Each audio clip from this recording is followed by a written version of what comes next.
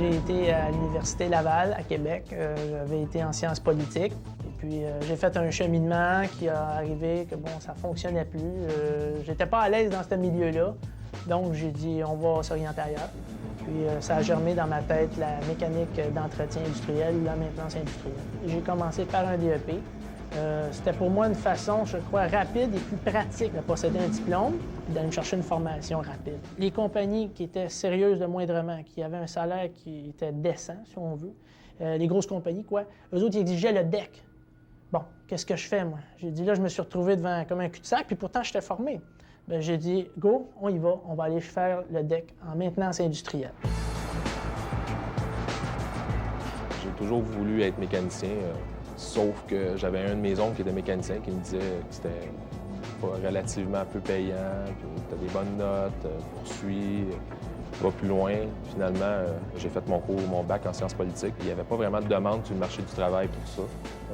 Politologue avec une formation universitaire, il n'y en a pas beaucoup qui sont en demande. J'ai décidé de m'en aller dans quelque chose qui était plus concret. J'ai fait le DEP en mécanique industrielle et de bâtiment à l'École polymécanique de Laval. La mécanique, ça a comblé mes besoins.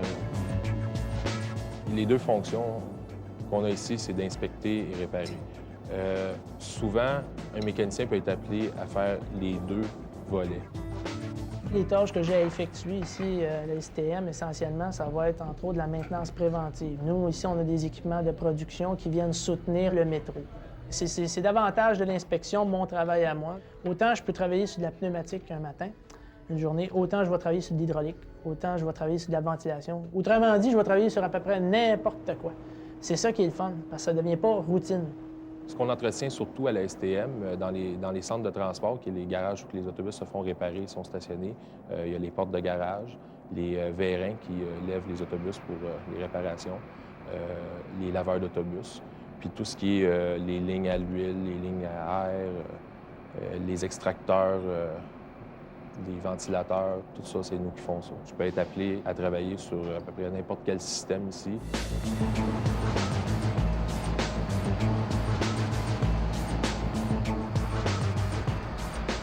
La principale attitude qu'on a besoin pour être un bon mécanicien, selon moi, c'est la capacité d'analyse. Parce qu'on va souvent arriver sur des problèmes. On va arriver, ça ne fonctionne pas. Il faut savoir analyser vite. Il faut vite comprendre c'est quoi le problème.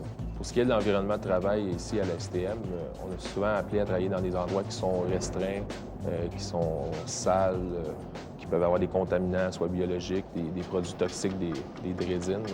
Le diesel est très dangereux. On travaille souvent en équipe. C'est très rare qu'on est seul. On est souvent plus deux ou même trois dans le cas de la ventilation ici. Il y a surtout l'élément de sécurité qui est important. Travailler tout seul, surtout dans un coin comme ici, ça pourrait être dangereux s'il m'arrive un accident.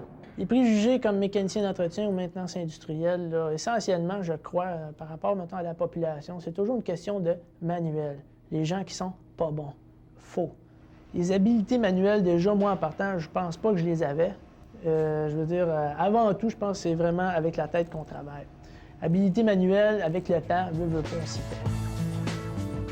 Le programme de technologie en maintenance industrielle, c'est un programme qui, on prépare des gens pour faire de l'entretien d'équipements industriels, pour s'assurer de maintenir en marche des équipements de production dans n'importe quel type d'industrie. Donc, partout où il y a des équipements de production aujourd'hui, ces machines-là sont automatisées. Pour faire fonctionner des machines qui sont automatisées, on a besoin des gens qui sont formés en mécanique, en hydraulique, en pneumatique, en électricité, en électronique.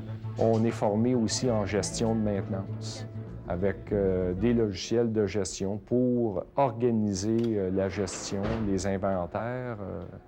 Et les gens en maintenance touchent à tous ces domaines-là pour s'assurer de maintenir en fonction les machines. Là, l'avantage, c'est qu'on peut faire 3 débits différents. Tu peux faire 2 gallons, 5 gallons ou 7 gallons en additionnant les débits. J'avais tellement été longtemps à l'école avec des formations qui sont tellement théoriques que tu sais pas vraiment ce que tu apprends à part de la théorie.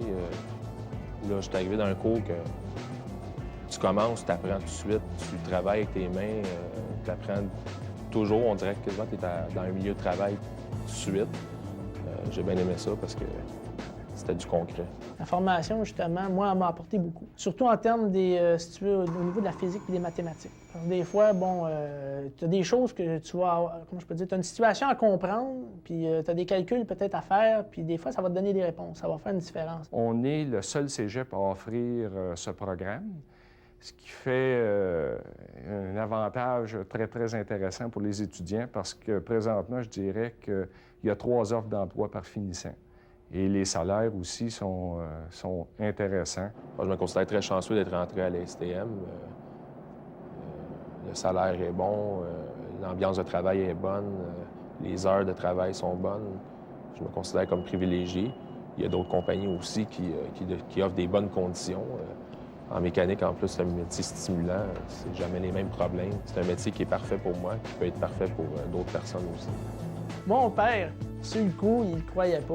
Il dit « Philippe, voyons donc, qu'est-ce que tu fais là? » Non, il dit « Tu as travaillé tellement longtemps pour te rendre à l'université, puis tout d'un coup, bon, tu fais 180 degrés, puis c'est non. » Il dit « Père, j'aime pas ça. » Il dit rien, je suis pas à l'aise, c'est tout.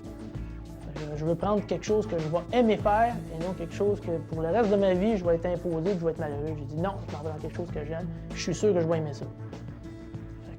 On connaît la suite maintenant.